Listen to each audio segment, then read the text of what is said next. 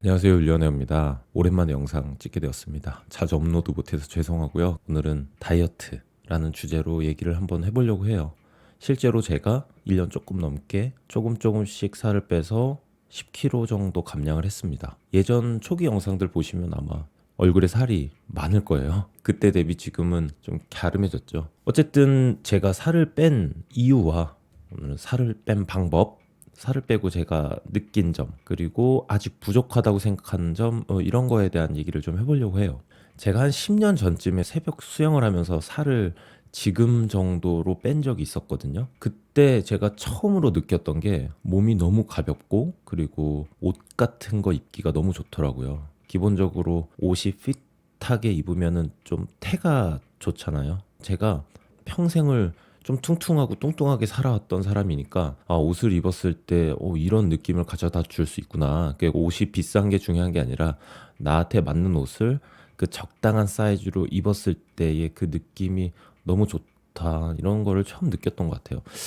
근데 최근 10년 동안은 제가 뭐 맥주 취미도 하고 뭐 이것저것 하면서 운동도 못하고 그냥 닥친 대로 먹고 그러다 보니까는 다시 살이 예전처럼 한 10kg 정도 찐 상태로 돌아갔거든요.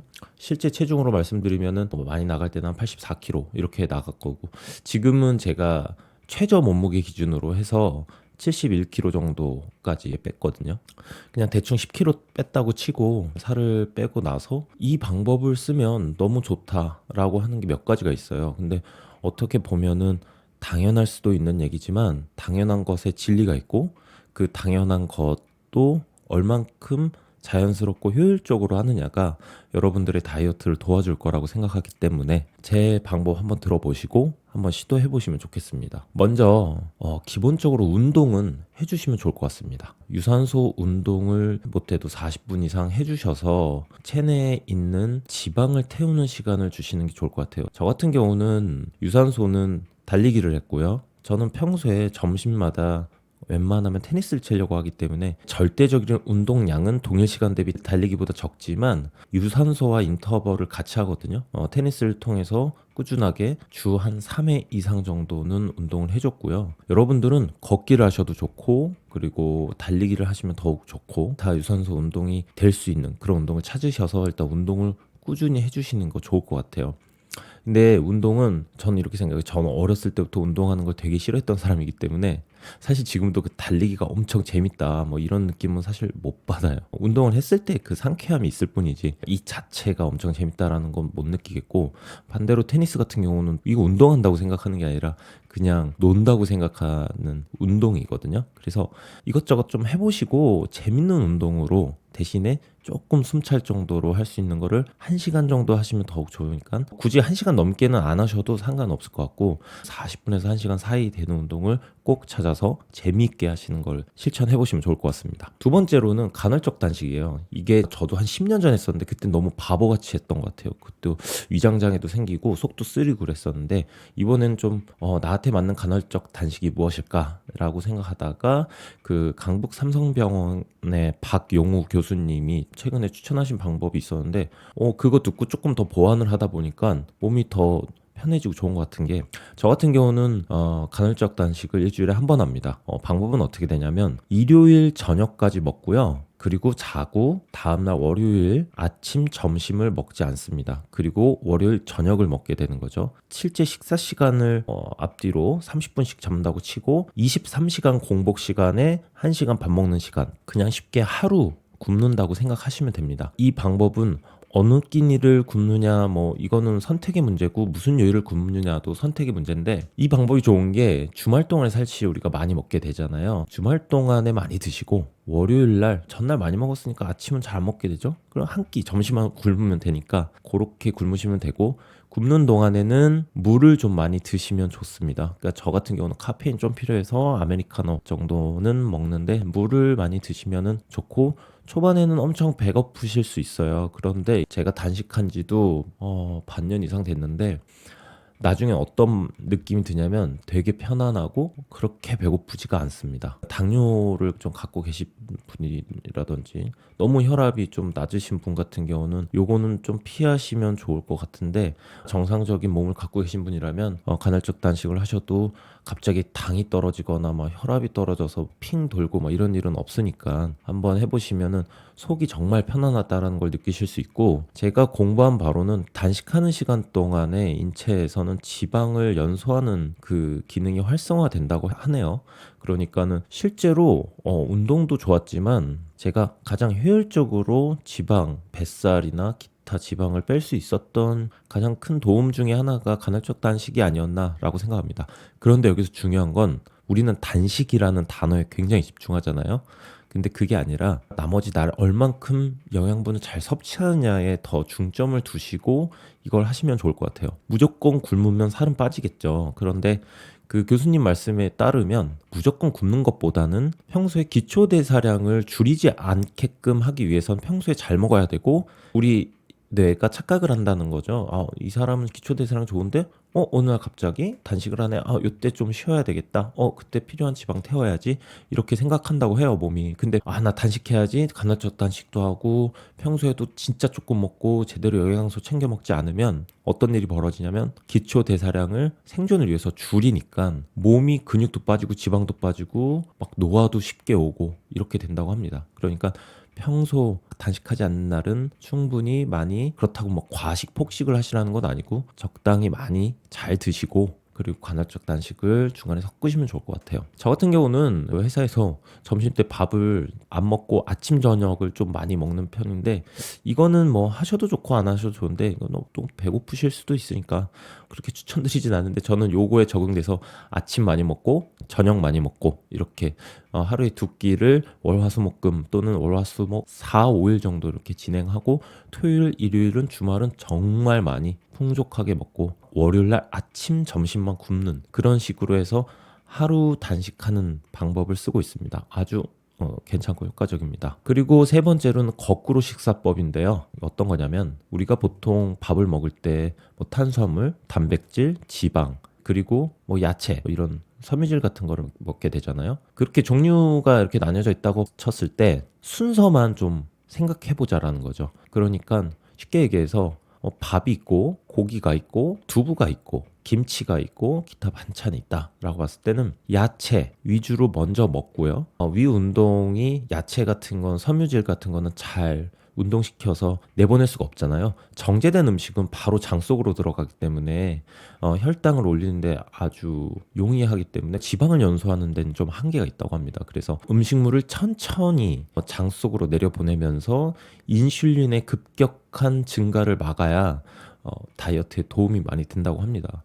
그래서 저는 요새 어떤 음식이 똑같이 주어져도 웬만하면 야채를 조금 먼저 먹는 경향이 있고, 그 다음에 단백질 먹어주고, 그 다음에 지방 먹어주고, 단백질하고 지방은 뭐 순서가 비슷해도 상관없을 것 같고요. 그리고 가급적이면 면이나 밥 같은 탄수화물은 좀 나중에 그렇게 밸런스를 맞춰서 먹다 보면은 위에서 섬유질 같은 게 들어오면서 그 소화 속도를 늦추고, 그거에 따라서 당 스파이크가 치지 않기 때문에 인슐린 분비 자체가 갑자기 확 늘어났다가 또 너무 당이 떨어지면 인슐린이 확 줄이잖아요.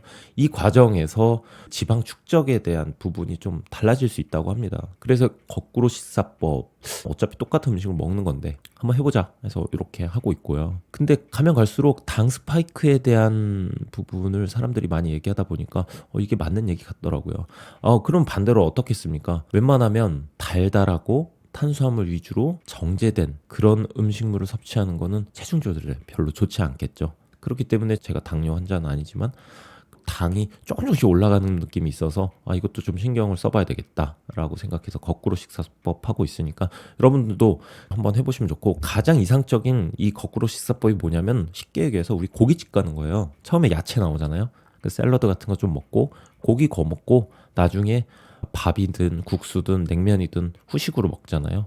구성과 순서상 이게 가장 이상적인 거꾸로 식사법이 아닌가 싶습니다. 라면을 하나만 드신다든지 아니면 밥만 어떻게 해서 뭐 비벼 먹는다든지 이런 거는 조금 조금 멀리 하시고 또 앞에 조금의 샐러드든 아니면 기타 채소나 김치를 몇 점이라도 좀 더 먼저 드시고 이렇게 식사하는 게 어떨까라는 생각 제안 드립니다. 그리고 마지막으로 금주입니다. 저는 사실 몸에 술이 잘 받는 체질은 아니지만 그래도 맥주 한 잔, 가끔 위스키나 이런 거 집에서 한두 잔 먹는 거 너무 좋아했던 사람인데 문제는 뭐냐면 밤에 이거를 먹잖아요. 그러면 자연스럽게 우리 몸이 너 빨리 탄수화물 먹어 임마 지금 막 이렇게 만들어 버리잖아요. 다들 경험 있으시죠? 술 먹고 라면, 국수 이런 거 먹고 싶다. 볶음밥 뭐 이런 거 먹고 싶다. 그러니까 그 술도 문제지만 탄수화물의 과다 섭취 그리고 이게 지방을 분해하는데 또 알코올이 그렇게 좋지 않다고 하네요. 그래서 금주하자. 그래서 저녁 때 그 탄산의 짜릿함은 제로 콜라나 제로 사이다로 대체했고요. 술을 아예 난 죽을 때까지 안 먹어 이러긴 좀 뭐하니까 어디 여행 갔을 때 그리고 가끔 사람들 만났을 때 정도만 먹자. 그래도 그 횟수가 일상의 루틴처럼 먹었던 거와는 확연하게 달라지기 때문에 체중 조절하는데 좀 더 용이하지 않았나라는 생각이 듭니다. 이제 살을 빼고 좋은 점에 대해서 말씀드릴게요. 초반에 말씀드렸다시피 옷 같은 게 과거에 좀 작았던 옷 뭐 이런 거 편하게 잘 맞고 그러니까 너무 좋았고 그러니까 외모적인 부분에서 살을 뺀다라는 건 아주 크게 제 몸을 그 단정하게 보일 수 있고 깔끔하게 보일 수 있기 때문에 너무 좋은 것 같아요. 그리고 이제 얼굴살이 사실 좋기도 하지만 약간의 고민이기도 한데 살을 뺀 사람 중에 얼굴이 처지지 않는 사람은 없습니다. 하지만 이거를 천천히 뺀 사람들은 그나마 덜 처지고요. 갑자기 뺀 사람들은 수분이 날아가기 때문에 짜글짜글하게 이렇게 되죠. 근데 뭐 저 같은 경우는 10년 전에 뺐었을 때보다는 그래도 제가 천천히 뺐기 때문에 그때 10년 전에는 좀 약간 급격하게 좀 잘못된 방법으로 뺐을 때는 주름이 조금 더 있었던 것 같거든요. 제가 사진을 좀 비교해 봤어요. 근데 뭐 피할 수 없는 주름은 어쩔 수 없고 굳이 저는 성형외과 같은 데 가서 뭐 얼굴 피고 싶은 마음까지는 없고 그냥 제 있는 그대로 모습으로 살 예정인데 그래도 좀 주름 방지를 위해서 선크림 정도는 운동할 때 외출할 때 좀 신경 써서 바르는 편입니다. 살을 빼고 좋은 점은 얼굴이 좀 이렇게 살이 빠지면서 이렇게 부해 보이지 않아서 그건 좋은데 약간 안 좋은 점일 수도 있는 게 주름인 것 같고 또 좋은 점만 말씀드리겠으니까 몸이 되게 가벼워졌어요. 너무 가벼워져서 편해지고 스태미너도 올라가는 것 같고 그래서 체력이 기본적으로 올라가다 보니까 더 에너지가 난다고 해야 될까요? 그리고 잠도 잘 오고요. 그래서 한 10kg 정도 빼고 지금 너무 좋은데 살을 빼면서 아쉬웠던 점이 근육이 조금 같이 빠지는 부분이 없지 않아 있구나 라고 느껴서 요새는 자기 전에 매일 팔굽혀펴기 100개, 스쿼트 100개 이렇게 추가를 하고 있습니다. 어떤 날 너무 힘들면 한 50개나 75개 정도 하는 날도 솔직히 있는데 그래도 웬만하면 세트를 나눠서 100개 정도 하고 그러니까 약간의 상체와 하체 근력 밸런스도 맞추면서 근육도 너무 소실되지 않거나 조금 더 붙이는 방향으로 조절을 하고 있습니다. 그렇다고 저는 헬스장 가갖고 무거운 거 들고 하고 싶지 않아요. 사실 이게 어릴 때 경험이 그래서 중요한 게 사람이 다 어릴 때 뭔가를 해놓으면 그게 베이스가 돼가지고 내 삶의 아비투스라는 게 생겨서 계속 뭔가 습관처럼 하게 되는 무엇인가 있는데 어릴 때 뭐 그런 거 해본 적이 없으니까 지금은 그냥 살기 위해서 노후를 위해서 제 몸을 만들기 위해서 이제 운동을 하는 딱 그 정도 상태만 유지하고 있습니다. 그럼 마지막으로 제 앞으로 목표가 뭐냐? 그냥 제가 제 키랑 뭐 이런 거 나이 뭐 해서 딱 보니까는 표준 체중이 68kg 정도가 나오는 거예요. 근데 그러려면 3, 4kg 더 빼야 되잖아요. 이걸 더 빼는 게 맞을지 모르겠어요. 지금 딱 저는 만족스러운데 일단 뭐 이 단식이나 운동이나 유지하고 있는 상태니까 그게 어느 선까지 가는지 한번 봐보고 그때 제가 하는 것들이 이제 과다하다 싶으면 먹는 양도 좀 늘리면서 적정한 체중에서 근력을 조금 더 키우는 오히려 그때는 살이 쪄도 이제 근육이 좀 붙는 거니까 상관없을 것 같고 그런 식으로 해서 목표점을 찾아보려고 합니다. 근데 절대 서두르지 마시고 여러분들도 천천히 하시는 게 좋을 것 같아요. 그 굉장히 비싼 다이어트 업체 같은 데 있잖아요. 그 돈 아까워서 막 사람들이 살도 빼게 되고 급격히 빼게 되고 하는데 그것보다는 재미를 느끼면서 천천히 한 1년 이상 다이어트를 하시면 어떨까라는 제안을 드립니다. 그리고 여러분들 건강하게 평생을 사시려면은 지금 몸 상태를 어떤 방향성으로 가져가느냐가 훨씬 중요할 것 같아요. 너무 무리하지 마시고요.